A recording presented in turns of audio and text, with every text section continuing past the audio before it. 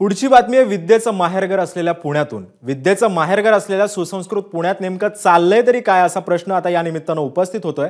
कारण पुण्यात महिला वाहतूक पोलीस अधिकाऱ्याच्या अंगावर पेट्रोल ओतून जाळण्याचा प्रयत्न करण्यात आल्याचा धक्कादायक प्रकार घडलाय।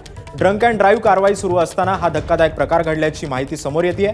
दरम्यान पोलिसांनी तात्काळ आरोपीला अटक केली असून पोलिसांकडून आता अधिक तपास सुरू आहे। पुण्यातील फरासखाना वाहतूक पोलीस स्टेशन समोर रात्री 8 वाजण्याच्या सुमारास हा सगळा प्रकार घडलाय।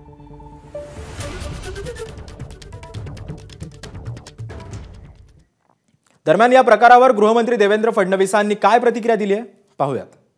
पुण्यात एका पोलीस अधिकाऱ्यांना जाळण्याचा प्रयत्न लावून ड्युटी ते मी त्याची योग्य माहिती देईल। मी आता कार्यक्रमामध्ये होतो, मी योग्य माहिती देईल। कर्नाटकमधील पुण्यात एका पोलीस अधिकाऱ्यांना जाळण्याचा प्रयत्न लावून ड्युटी ते मी त्याची योग्य माहिती देईल। मी आता कार्यक्रमामध्ये होतो, मी योग्य माहिती देईल। एबीपी माझा, उघडा डोळे बघा नीट।